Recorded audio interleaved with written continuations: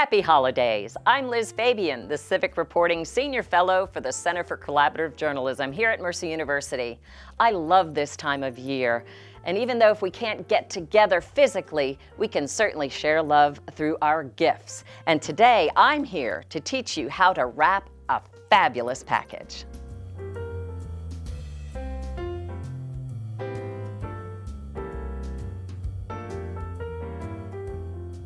In order to have a beautiful looking package through and through, you have to start with the inside out. So first you have to choose what kind of box you're going to use. You can buy these now in most little drugstores, Walmart, craft stores, and they come in all different shapes and sizes. I like to mix it up a little bit, but most people will use traditional shirt boxes, let's say. Nice tissue paper is always a bonus. And look at that, we've even coordinated with the box. Isn't that special? So you're gonna choose a wonderful gift, like this Mercer shirt, and then you fold over the tissue paper and kind of hide it, and you're creating more suspense as you go. And a lot of people do just stop there and put a bow on it, but we're gonna go ahead and wrap it. It really pays to get good paper. This is thick paper. This is thinner paper.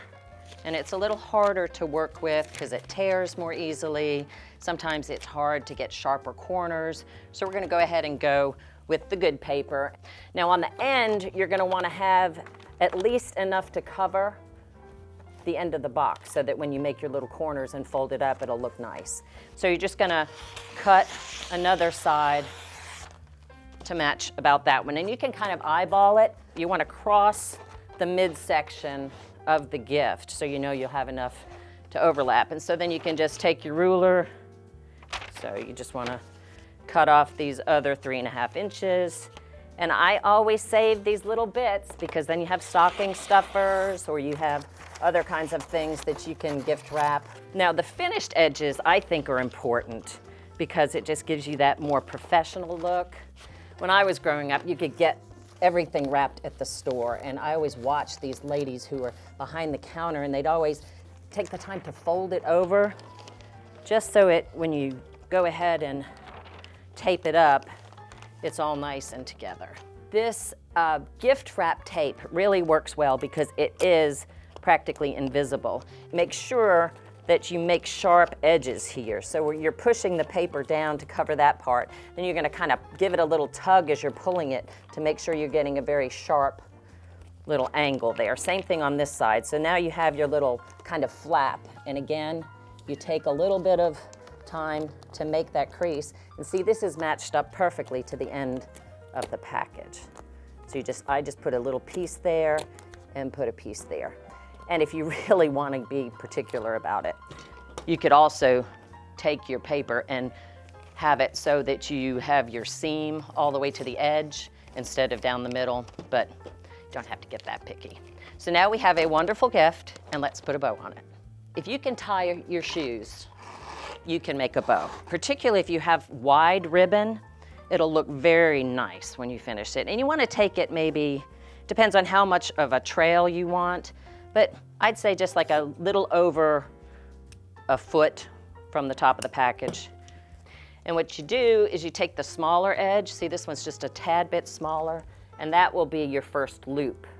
And you want to take care when you're doing this, you don't do this when you're tying your shoes, but you want to just kind of pinch the ribbon nicely so that you're going to have a bow and not just tying your shoelace kind of look.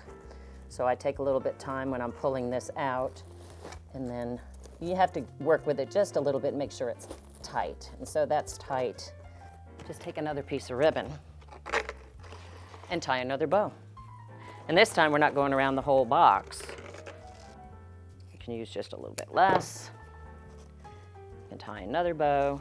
And I'll show you another way to do bows that's a little bit more in line. But this was a trick I discovered because another thing we do at our house, you're gonna think we're crazy people, but I save these bows and take them apart, and I can use different pieces with them because some people like to have bows of all different colors.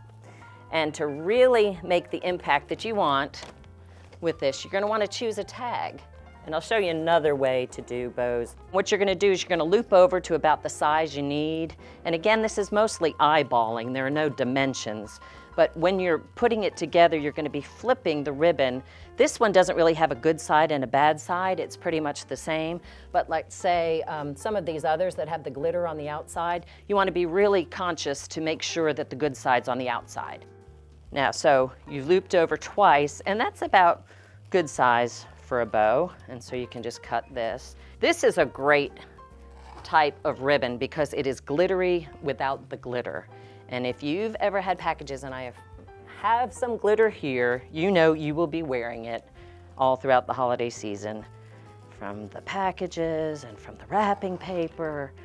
But you know, it's just a little bit of extra cheer to remind you that we have something bright and beautiful to think about at the end of the year.